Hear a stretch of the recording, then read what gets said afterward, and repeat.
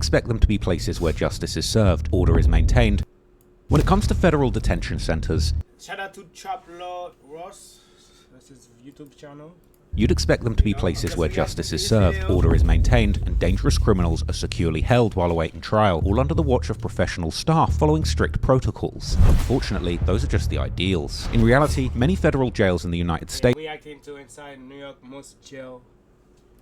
Are understaffed, overcrowded hellholes where violence and neglect are part of the daily routine. Tucked away in the outskirts of an industrial zone in Brooklyn, New York, stands one of the worst examples of this broken system, a place so grim, so dehumanizing, that not even the rich and powerful can buy their way out. I'm of course talking about the Brooklyn Metropolitan Detention Center, aka MDC Brooklyn. And right now, it's where Diddy himself has spent the last 10 months of his life awaiting trial. But the diddler is just the latest in a long line of high-profile inmates who have experienced this hellish facility, which has over the years held some of the biggest names in pop culture and true crime, from artists like Ja Rule, R. Kelly, and 6ix9ine to the mega rich and morally bankrupt like Ghislaine Maxwell, Martin Shkreli, and Sam Bankman-Fried, and currently even the world-famous healthcare CEO assassin Luigi Mangione. So today we're going to take a look back at the history of MDC Brooklyn, break down how it became one of America's most notorious jails, and explore the long and bizarre list of famous faces who found themselves locked behind its steel doors. It's the trooper, not playing.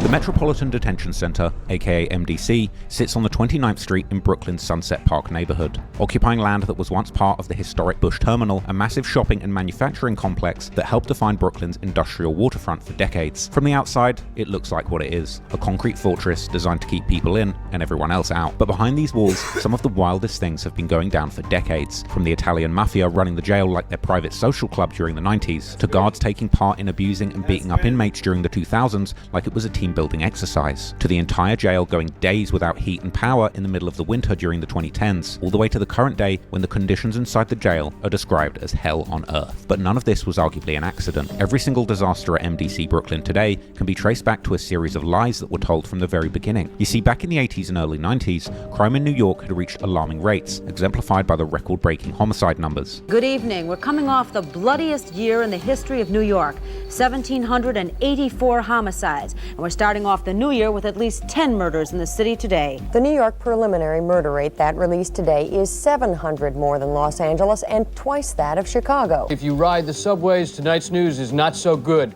Subway crime has hit an all-time high, according to the Transit Police. Early this morning, 300 city cops, federal drug agents, and state police from the Federal Drug Enforcement Task Force arrested 38 people in 22 locations, mostly in New York City. They're charged with running 9 wholesale drug rings, 7 of which allegedly sold heroin with a total street value of $2 billion. It all started right here, a blood-soaked street on the east side where former Gambino godfather Paul Castellano was gunned down on Gotti's order in a brazen storm of gunfire in December of 1985. This is the 5th time a cop has been shot in the past 4 days. On Friday afternoon, a uniformed police officer was shot as he tried to pursue 2 hold-up men in Harlem. On Friday night, 2 off-duty cops were shot as they left a barbershop in Brooklyn. And on Sunday, another off-duty officer was shot after a group of men tried to rob him in Flatbush, Brooklyn. Because of this, New York's detention facilities, like the Manhattan Jail, which had been the primary federal detention facility for the city since the 1970s, was packed beyond capacity with inmates awaiting trial, leading to some detainees being released simply due to lack of space to house them. This looked particularly bad for the city's politicians at the time, like the mayor Ed Koch. One of the things that caused public outcry was the release of prisoners from the city's jail, stemming from a court order on overcrowding. I do believe there's something wrong with our standards where the convenience, as it relates to people who are charged with heavy crimes, because these people are not charged with light crimes, and the safety of the public are equated with the convenience to the prisoners being of greater import to the court than the safety of the public. So Koch and the feds needed somewhere else to stash these federal defendants awaiting trial, and lucky for them, they would end up finding some old warehouse buildings in Brooklyn. As the local residents would find out about these plans, they would protest loudly, raising concerns about traffic congestion congestion, strain on water and sewage systems, and the general impact of having a federal jail in their neighborhood. Moreover, the site had long been planned to host offices that would have provided hundreds of well-paying jobs to the locals. But despite the strong opposition by the residents and the local Brooklyn politicians, the mayor and the feds would move ahead building their new jail, which was supposed to house 1,000 inmates. But here's the thing about institutional power. They never tell you the real plan up front. What they didn't tell the residents was that they were planning something much bigger from the jump. Almost as soon as MDC Brooklyn officially opened its cells, locals would uncover the first major deception in what would become a 30-year pattern of lies and cover-ups, as it would turn out that a facility that was supposed to house 1,000 inmates was actually about to house up to 3,000 inmates. And when a local politician would confront the Bureau about the deception, they would claim that it was all just a simple misunderstanding over the word beds. This overcrowding created the perfect conditions for the first major scandal in the facility, and in 1994, some genius decided to house 21 members of the Colombo crime family together in one wing. Within weeks, these mobsters had basically taken over their entire section of the prison. They'd surround guards during searches,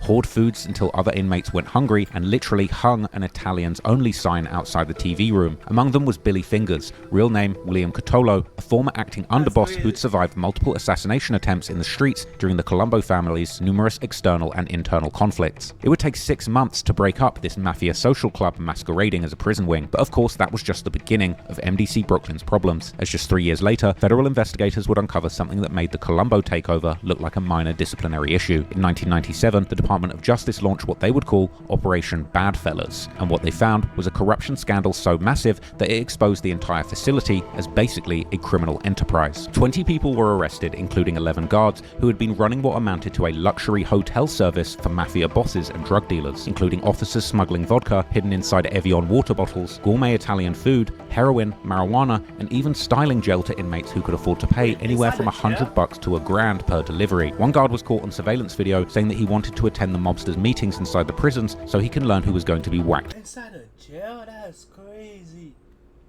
Yo, what the hell? Next, while another one was providing inmates with confidential files that could identify snitches in the facility, the kind of information that gets people killed on the streets. And all of this was happening while the FBI watched inmates conduct business like they were running corner stores instead of serving federal time. But of course, things were about to get way worse, because over the next 2 decades, MDC Brooklyn would build up a solid rep as one of the most troubled facilities in the entire country. This would be proven tragically correct during the 2019 power crisis, when a power outage left over 1,600 inmates without heat and electricity for days, not just once, but twice, proving just how much the feds didn't care. Inmates burned paper and clothing to stay warm, wore socks on toilet seats, and banged on windows crying for help while their loved ones protested outside. But still, the jail reportedly first refused outside assistance in helping the inmates.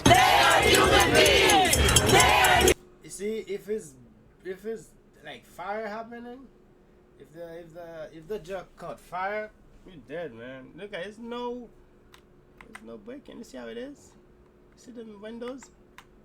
Banged on windows crying for help while their loved ones protested outside, but still, the jail You only can see a little like in a hole, a little bit. After that, you cannot escape.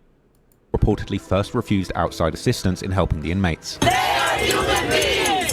They are human beings! Extra police are on hand to manage protesters banging, yelling, honking. Outside the Metropolitan Detention Center in Sunset Park, some of the more than 1,000 inmates held here responding with flickering book lights. Inmates could be heard banging on cells in protest throughout the day Friday and Saturday. A shipment of blankets and hand warmers had been delivered Saturday night, courtesy of the city, after MDC allegedly refused help earlier in the week. There was no real communication with the detainees at the very beginning. And as a result of that, there was no real understanding as to why they were in the circumstances that they were in. Conditions inside of the Metropolitan Detention Center in Brooklyn during a 7-day power outage that caused protest and outrage by elected officials because of the cold temperatures and lack of heat were much worse than initially reported, according to new reporting by the New York Times. Now, the Justice Department has an ongoing investigation into what happened, but so far the warden hasn't been officially reprimanded and there have been no changes inside of MDC. It's almost as if that blackout never happened. By 2024, the chaos had reached new levels, moving past administrative failures or corruption to actual bodies dropping, when 2 inmates were murdered just months apart and many others were seriously injured in attacks orchestrated by 9 assailants. While in another case, an inmate orchestrated a real-world murder from his cell using a contraband phone, resulting in an actual fatal shooting outside of a nightclub in Queens. Bronx to Brooklyn, a shocking murder-for-hire arrest in that borough, and the suspect accused of orchestrating it all is a detainee at a federal lockup. Dajon McBean is charged with conspiring with 2 others to murder a man through a complex plan that involved them provoking others to shoot at their target. The day after Christmas last year, outside a nightclub in Queens, the man was shot, but only wounded. Tragically, bullets struck and killed the man's girlfriend, 28-year-old Clarissa Burgos. Prosecutors say McBean was able to orchestrate the murder plot by using a contraband cell phone. In online spaces, some people who have allegedly been at MDC have shared their own stories about the hellish conditions, like how in any conflict situation, also the victim is punished and placed in a special housing unit, aka SHU, which means that you're stripped, put in an orange jumpsuit, and thrown in a tiny cell where you basically stay around the clock for days on end, with nothing else to do but smoke synthetic paper strips sprayed with fent, and for some reason, raid bug spray, which makes the users pass out, vomit, or have seizures. Things got to a point in September 2024 that a federal judge declared the conditions so barbaric and dangerous that he would rather vacate an inmate's sentence than send him to MDC Brooklyn, leaving the jail to halt taking in any inmates who have actually been sentenced. However, that wouldn't help Diddy, who would be sent to MDC Brooklyn that very same month. Sean Diddy Combs is locked up in a federal jail that has been plagued by harsh conditions and violence. The Metropolitan Detention Center in Brooklyn has seen multiple... Wait, I think I know this jail before. I think I know. If I'm not mistaken, when I'm running, I run by the canal. Is that by the canal street? Cause I'll run over there. I don't know. It seems like I know this type of jail. Multiple deaths in recent years. An inmate was stabbed to death in July, and several others have died by... It's these reasons, among others, that Combs' lawyers are fighting to get him out of there. They want him released on bail, rather than being kept in jail while he awaits trial on charges. But it hasn't been only Diddy who has had to spend time in this notorious jail, as he's only the latest in a long list of famous defendants who have dragged this Brooklyn hellhole into the spotlight for the whole world to see.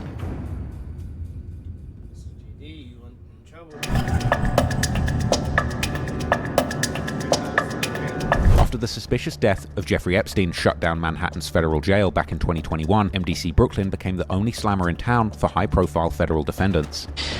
New tonight, the federal government will temporarily close a troubled jail in Lower Manhattan. The Metropolitan Correctional Center will shut down so that officials can deal with issues like security concerns and complaints about crumbling infrastructure. The Justice I think I know where. Yeah, I know where it is. Department did not say how long it will be closed, though several problems did come to light after Jeffrey Epstein died inside his jail cell 2 years ago. 233 inmates are expected to be transferred to a federal jail in Brooklyn. What followed was a parade of celebrities, from disgraced former crypto kings to infamous baby-oiled diddlers to world-famous killers, all getting a crash course in what life is really like when the justice system drops its massive hammer on you. Pause. However, even before the Jeffrey Epstein saga, MDC Brooklyn had already become the celebrity crash pad for stars who swapped red carpets for concrete blocks, although the first notable inmate there wasn't some washed-up actor, but a man who actually stood for something, the civil rights activist Reverend Al Sharpton, who was locked up more for a cause than a crime after he was arrested for trespassing on federal property during a protest against US military exercises in Vieques, Puerto Rico, landing him in the Brooklyn jail for a 90-day sentence in 2001. Then, about a decade later, Ja Rule would be one of the first major hip-hop figures to get a taste of MDC Brooklyn back in 2013, after the Queens rapper had gotten locked for a gun possession as the cops found a loaded .40 caliber in his Maybach following a 2007 concert. Ja Rule is gaining headlines, not for his music, but for his legal woes. The rapper, real name Jeffrey Atkins, surrendered to New York police today as he begins a 2-year prison sentence for criminal possession of a firearm. Prosecutors said that, back in 2007, police on Manhattan's Upper West Side discovered a loaded semi-automatic with the serial number scratched off in the back seat of his luxury sedan. Hours before being taken into custody, Ja Rule tweeted, "Out on my patio, having my last free moment, I love all my fans. Pain is love. While Jar was serving his sentence in upstate New York, he would also be found guilty of tax evasion, and after serving his original sentence, the feds would do a sweep and put him in MDC Brooklyn to serve the rest of his jail time. What no one knew, however, is that Ja Rule's stint would be just the beginning of MDC Brooklyn's transformation into a celebrity central. 6 years later, the infamous Farmer Bro and one of the most punchable faces on the planet, Martin Shkreli, would get thrown behind bars, really putting the facility on the map. Before Shkreli would be incarcerated for securities fraud in relation to his investment company in 2017, he had received some questionable fame a few years earlier while being a CEO of a drug company, jacking up the prices of a life-saving drug by 5,000%. You can go down Smiling like he said, yeah, I'm gonna do it again. in history as the poster boy for greedy drug company executives, or you can change the system. Yeah, you. You've detailed the knowledge about drug companies and the system we have today, and I truly believe,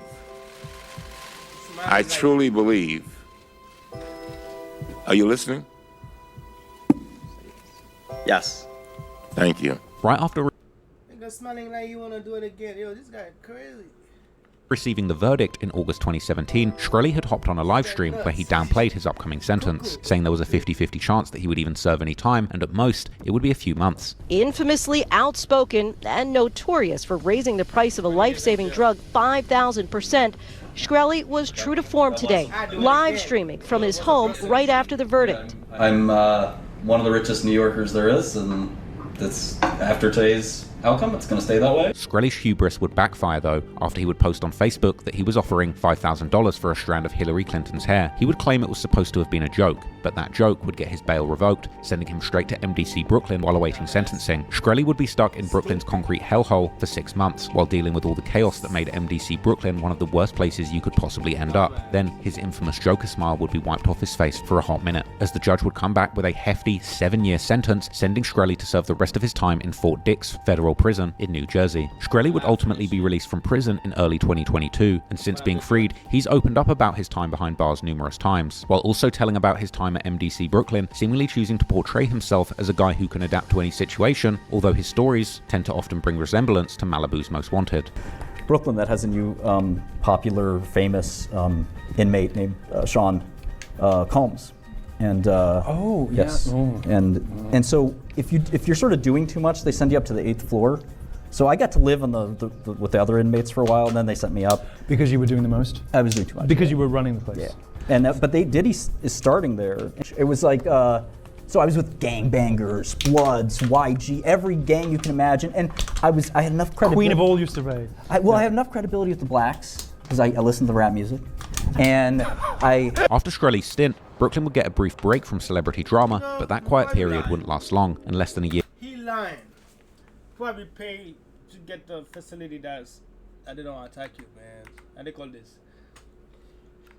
It's YG, every gang you can imagine, and I had enough credibility. Queen of all used to rave. I had enough credibility with the blacks because I listened to the rap music, and After Shkreli's stint, Brooklyn would get a brief break from celebrity drama, but that quiet period wouldn't last long. And less than a year after Shkreli had been transferred out of MDC Brooklyn, another controversial figure would make the facility his temporary home, this being none other than rainbow-haired blood Tekashi 6ix9ine. After 6ix9ine's arrest in November 2019, the media would immediately begin posting how he had been placed in the dangerous general population in the infamous Brooklyn jail, where the Crips would reportedly G-check him immediately due to his association with the 9 Trey gangster Bloods, while even the feds allegedly claimed that his life was in danger there. Tekashi 6ix9ine is in general population in prison in Brooklyn, and feds have warned that he could be in some danger. Well, because he's in general population. Yeah, that seems health risky. But this time, the concrete walls of MDC Brooklyn would witness one of the biggest betrayals in hip-hop history, because when faced with the possibility of spending the rest of his life behind bars, the rap sensation, who had built his entire career on controversy and street credibility, would make the decision to cooperate with the feds against his former associates, which would get him sent from the cold jail cells in Brooklyn, filled with the most hardened gangsters in America, to a secluded facility reserved for government witnesses. They moved 6ix9ine out of the federal holding area at the Brooklyn MDC to another federal holding area, supposedly where there are no gang members. Apparently, that area is strictly designated for non-gang members, okay? And also, which means neutral people, so non-gang members, and also people who are willing to discuss deals with the U.S. attorney. Okay? Now, basically, if you don't know what discuss deal means, usually that includes snitching. The rainbow-haired cheese gobbler would ultimately be released from prison early in April 2020 after serving roughly 17 months due to asthma and coronavirus risk. After his release, he too would open up about his time in prison and the Brooklyn jail. Yeah, no, first night I got locked up, I watched Lone Survivor, and I was like, I'm definitely snitching, right? and then, no, seriously, I'm So from the jump, from the jump, you like, laid down and you were stuffing your pillow. You're like, nah, it ain't gonna be long. However, that wouldn't be 6ix9ine's last time in the Brooklyn Detention Center, as he would continue to get in trouble after his release, Look what he both said. Put the pillow on his head while he's incarcerated, while he's in jail in the room. Be like this. Probably don't see me because you know my shit, green screen shit, and that shit is silky. This is the pillow. You just put it behind your head, and then say, I'm snitching. Fuck it. I'm not gonna be for too long. I'm snitching, and then boom. And he did. at home and abroad, and he would eventually be thrown back into the MDC Brooklyn in late 2024, this time for violating his supervised release by traveling to Las Vegas without permission and testing positive for methamphetamines, which he claimed to have been caused by his use of Adderall, not the real deal. But by the time 6ix9ine would make his return visit, MDC Brooklyn had already established itself as the go-to destination for high-profile defendants, and 2 years after his initial release, the facility would receive its most internationally notorious inmate yet, Ghislaine Maxwell, who would be locked up in 2020, bringing with her the global attention that comes with being Jeffrey Epstein's alleged accomplice in one of the biggest scandals in recent memory. And Jeffrey Epstein's longtime confidant is... She was with it, boy. It's a show on Netflix, you should watch it. Her and him. Different separate story, yo. Him don't got no remorse, yo. Ruthless. He used them. Her too, he don't give a fuck. is now in custody in a Brooklyn facility. She's accused of helping recruit women for Epstein to... The Bureau of Prisons confirms that Ghislaine Maxwell is being held at the Metropolitan Detention Center. Or at least this was the Fed's official version, but Maxwell's defense would paint an entirely different picture, claiming that guards were essentially participating in psychological torture against her, like shining flashlights in her face every 15 minutes throughout the night, supposedly to check if she was still breathing. There would also allegedly be raw sewage seeping into her cell and prison. That's how bad it is. That's how bad the jail is. Participating in psychological torture against her, like shining flashlights in her face every 15 minutes throughout the night, supposedly to check if she was still breathing. There would also allegedly be raw sewage. Because Epstein killed himself. Is that he was in this jail? I think. I don't want to make fake, you know. Seeping into her cell, and prison officials would put her on cleaning duties for allegedly taking a dump without flushing her toilet, claiming her cell smelled because of her own neglect. Moreover, there would also be some serious concerns that other inmates may want to harm Maxwell given her own neglect. Moreover, there would also be taking a dump, be raw sewage seeping into her cell, and prison officials would put her on cleaning duties for allegedly taking a dump without flushing her toilet, claiming her cell smelled because of her own neglect. Moreover, there would also be some serious concerns that other inmates may want to harm Maxwell given the nature of the crime she was accused of, as a former warden of MDC Brooklyn would tell the news. Given the gravity, the sensitive nature of her alleged offenses, I believe that makes her a target inside a correctional facility. In the subculture of jails and prisons, it would be a badge of honor for somebody another inmate to kill somebody like Miss Maxwell. Maxwell would eventually be transferred out of Brooklyn in 2022 after she was found guilty and sentenced to 20 years in federal prison. But during her time at MDC, another celebrity inmate had also arrived there, none other than R. Kelly, who would be transferred to Brooklyn from his hometown Chicago in June 2021 after he had been charged in New York with racketeering in connection with numerous heinous crimes, which were the culmination of years of public accusations detailed in the infamous 2019 TV series Surviving R. Kelly, which would eventually lead to him having a public meltdown right before the feds would sweep in. R. Kelly too would learn that there's hardly any special treatment for celebrities at MDC, but he would seemingly find his way to get by, with one video even being posted online allegedly showing Kelly singing through the jail phone to a daughter of another inmate, with commenters joking that this was his way to make money for commissary. I wanted to ask you something. Can you sing a song for me? Which one? Love Letter? Did you get my call? Did you get my call?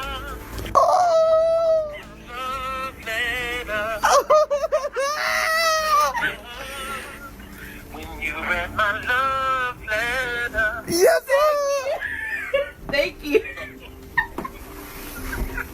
R. Kelly himself would eventually be convicted in 2021 and then sentenced to 30 years in 2022 for his case in New York, causing him to be sent to a federal prison. But only a few months after Kelly's sentence, another high-profile artist would take his place, former chart topper Fetty Wap, whose life had taken a dark turn after his initial hype would die down, as he would return to the streets to fund his flashy lifestyle, eventually getting taken down in a major dope case. And while he would first be out on bail, he would allegedly threaten to kill someone while flashing a gun during a FaceTime call, which would get him arrested in New Jersey and thrown straight into the Brooklyn jail. Fetty would almost immediately plead guilty, but he would stay at MDC awaiting sentencing for several months, with media giving only small updates about his time there, like DJ Academics sharing a picture of Fetty with other inmates, seemingly in good spirits. While at Christmas time, TMZ would do a story about the Christmas menus at different correctional facilities, mentioning also Fetty and the menu at MDC, which apparently included the all-American staples like turkey, sweet potato, mac and cheese, and even fruit pie for dessert. In May 2023, Fetty would eventually be sentenced, receiving a 6-year sentence for a large-scale drug trafficking ring that shipped dope from the West Coast to his home turf in New Jersey and Long Island. Rapper Fetty Wap has been sentenced to 6 years in prison. His sentence is for his role in a drug trafficking conspiracy that took place in parts of Long Island and New Jersey. Fetty Wap, whose real name is William Jr. Maxwell II, pleaded guilty in August to conspiracy to distribute and possess cocaine. Because of the plea deal, he was able to avoid a life sentence had he been convicted. But once again, MDC Brooklyn didn't stay quiet for long, as another headline-making figure arrived in August 2023. This time, the former crypto billionaire turned alleged conman Sam Bankman-Fried, aka SBF, who too would discover that all the money in the world couldn't buy you decent treatment at MDC Brooklyn. The former crypto golden boy found himself in jail after a judge revoked his bail for allegedly trying to tamper with witnesses by leaking private documents to the press. Tonight, disgraced former billionaire and cryptocurrency CEO Sam Bankman-Fried sent back to jail after prosecutors accused him of giving a document to a media outlet to intimidate a witness. A judge revoked $250 million. You know how much money that is? A lot, man. Shit. Said, nah, nigga, you gonna stay in jail, boy. I don't want your money. I want you in jail. Revoking the 31-year-old's $250 million bail, remanding him into the custody of U.S. Marshals. SBF's time at MDC would get into a rough start, as he had to survive on bread, peanut butter, and water the entire time because the facility wouldn't accommodate his vegan diet. But perhaps the most telling sign that MDC Brooklyn's corruption problems were far from solved came when SBF somehow managed to conduct an unauthorized video conference interview with Tucker Carlson from inside the facility. Surprisingly, SBF would tell Carlson that while conditions at MDC were quote-unquote dystopian, things weren't that bad, as he didn't feel like he was in any kind of danger and the guards were treating him well. What's it like? It's sort of dystopian. You know, the fortunate thing, the place I'm in, I'm not in physical danger. And, you know, frankly, a lot of the staff, they're trying to be helpful. They're trying to, you know, do what they can given the constraints. This is because he was placed in a unit called 4 North, which is a low-security, dormitory-style area that accommodates only about 20 inmates, primarily high-profile individuals or those requiring special protection. One of the other inmates in that unit was an ex-Blood Gang member called G. Locke, who was later told in interviews about his time with Bankman. Stay mad. You were in jail with Sam Bankman-Fried for a really long time, actually. Yeah, from the time Sam got in to about January 11th when I came home. I don't remember the exact date, but I remember the exact day he came in though. Tell me about it. I was in the SHU, you know, that's my unit that I was in, 4 North. Nobody know who he is. This bitch making an interview with the VIP. What's wrong with 21st century, man? Yo, you doing an interview and then just January 11th when I came home. I don't remember the exact date, but I remember the exact day he came in though. Tell me about it. I was in the SHU, you know, that's my unit. Pen, you never know. I was in 4 North. Nobody know who he is. I don't know who he is. I don't even know who he is when I seen him. So I get out the SHU, you know. I go back to the unit, and you know, like Sam is Sam. He's a different kind of guy. So I'm looking at him, I'm like, who's this white guy? Like, for me, you know, he's odd. Like, he's really odd. So he's odd. Yeah, you know, he talks very, very proper, very respectful. But just seeing him in an environment like this, when there's a bunch of guys that look like me, it's just like, damn. Sam does not fit in a prison environment. No, he doesn't at all, you know? According to G. Locke, Sam would get into trouble soon after arriving at 4 North, as someone named Juice would try to extort him, but the issue would be solved as ex-mobster Gene Borello from the Bonanno crime family would come to Bankman's aid and beat Juice up. He gets in the unit and I see like Sam is like getting pressured by this guy. you know, named Juice. She's getting pressure on him. And one day, my good friend Gene, our friend Gene, you know, he was also incarcerated with us. You feel me? Gene is something. I need to wipe that shit. Hold up. Screenshot. Come on. The guy, I mean, saying like, yo, this is a good unit. You know what I'm saying? Like, everybody here's high profile, so you don't really got too much to worry about, you know. And the guy's trying to have Sam under pressure. You know what I'm saying? He's trying to have him like scared. Yeah. It's a small unit. You feel me? Basically, like to extort him. Exactly. I like what he did. This guy put social media. It would probably hurt. I don't know. If his hand got do it, he did good. Dude. That's a credit. Give you credit. Yeah. Juice started telling Gene like, yo, like, stop chilling with him, and screaming, raising his voice. Sam was totally scared. First of all, you heard? But so the guy swung at Gene, you know what I'm saying?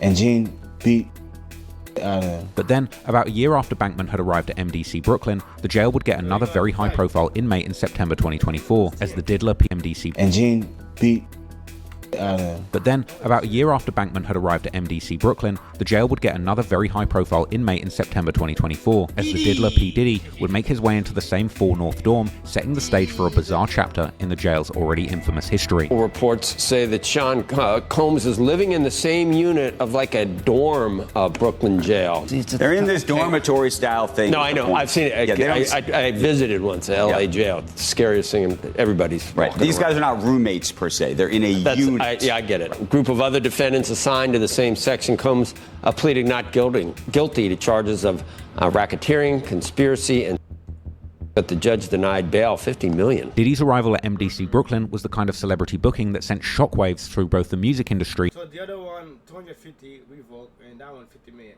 If 250 revoked, that means and the federal prison system, but his legal team wasn't about to let him rot in the facility without trying everything, and they would try repeatedly to get him released on a $50 million bond, arguing that he wasn't a flight risk and pointing to his charitable work and family ties. Federal judges weren't buying it though, citing him as both a flight risk and a danger to potential witnesses. The paranoia of prison life seemed to hit Diddy particularly hard. Reports emerged in December 2024 that he was boycotting jail meals over fears of being poisoned, surviving instead on snacks like chips and honey buns. Honey buns? But even locked up, Diddy was allegedly still trying to make moves behind bars. Prosecutors claimed that he was using other inmates' phone accounts to contact potential witnesses and even orchestrating social media posts to influence public opinion about his case. Reports would even claim that Diddy was running the 4 North unit where the other inmates were not threat not to come. Oh, shit. just lining up to give their jail phone access codes to him, but even making his bed for him. Diddy is now being accused of obstructing justice. Diddy running the jail, man. He's running the spot. Yeah. Right. According to you, the inmates are fighting over making his bed.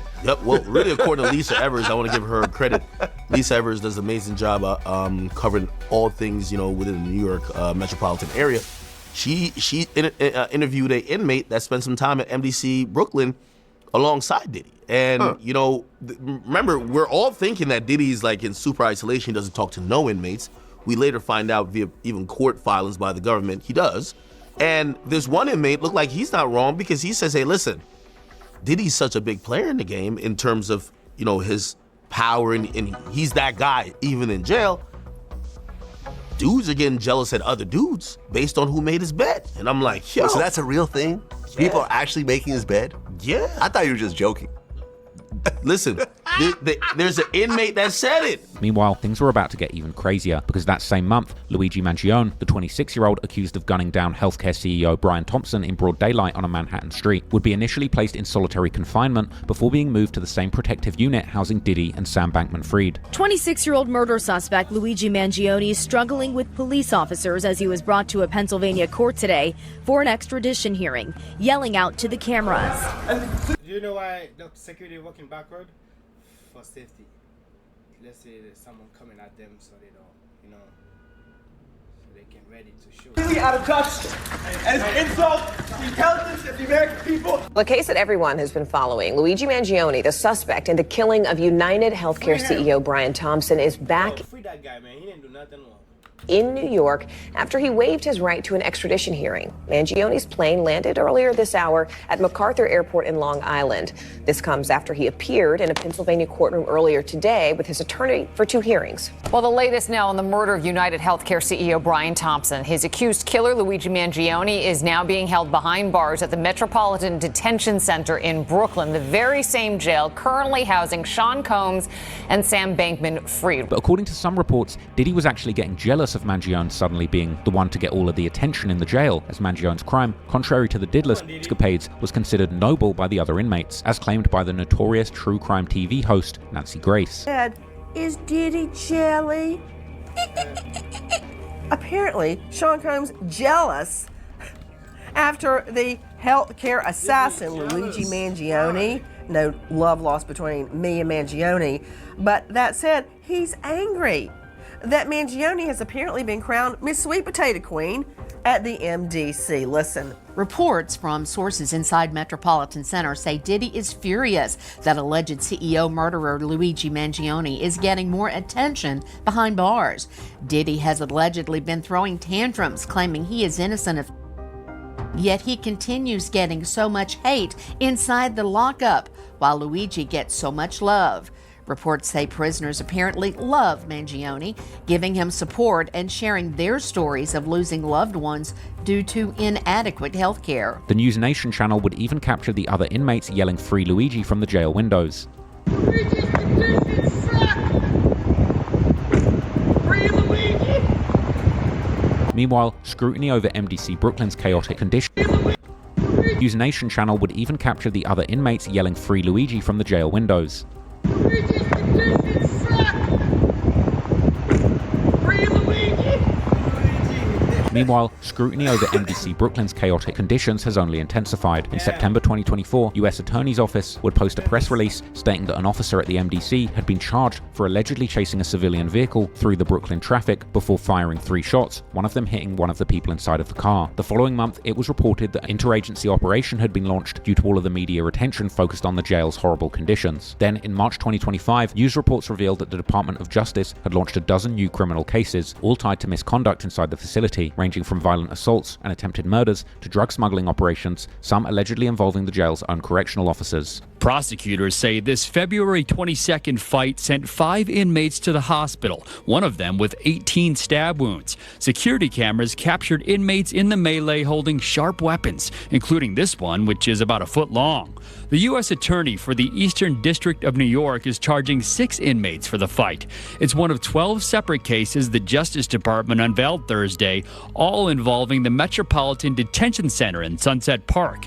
In another case announced Thursday, prosecutors said staff discovered a package on the roof of the jail containing 18 cellular telephones, approximately 345 grams of marijuana, and a liter of drinking alcohol. Investigators believe MS-13 gang members in the jail used a smuggled phone to communicate about the package with a man who was arrested in Minnesota this week. The Justice Department also says in another case, a correctional officer at the jail got caught trying to smuggle in vacuum-sealed bags of marijuana and cigarettes. Over the decades, MDC Brooklyn has earned a reputation as more than just a detention center, but a true hell on earth, where some of the most notorious figures of our time, from mobsters and rappers to corrupt billionaires and political outcasts, have all been thrown behind its grim concrete walls. But despite its notoriety, MDC Brooklyn isn't a long-term prison. It's a temporary stop where these high-profile defendants wait in legal limbo as the system decides their fate, and for many, it's only the first brutal taste of what awaits them in the federal prison system. So, if I can conclude this video with one piece of advice, it's that you should always live your life abiding the law and do everything in your power to avoid getting sent off. Yep. This is me. This is me react to this video because I don't want to go in jail. So I just cut a ticket, just going to the park late. Now I have to be in a court. I have to be, it's like a park rules shit. Then fucking NYPD give me a ticket. Fuck NYPD, man. NYPD suck my dick. NYPD suck my dick. Yeah, man. I was in the park at night. It was late though. I ain't gonna lie. It was midnight. Man, those two cops pull up on me, and then another 2 cops pull up on me again. It's like 4 cops. 2 was coming the other way. The other one's coming the other way. That's me. The other side. And then the first one that was coming, he already called backup before I didn't even know he called backup. And when I see them two coming this way and the other one coming the other way, and then doing the flashlight, just say, "Oh, you saw him?" And it's like a how do you call it? Signal. The flashlight. I was like, "Oh shit!" I could not run. And I was scared to run. I don't want to get shot. You know those NYPDs, they don't care about you. Them cops don't care, man. Stay out of jail, man. Jail is not for us. It's not for me either. So subscribe if you're new. Damn, stay out of trouble. Happy Friday, happy Saturday, happy weekend, happy New Year. Subscribe, man. I love you guys. Peace.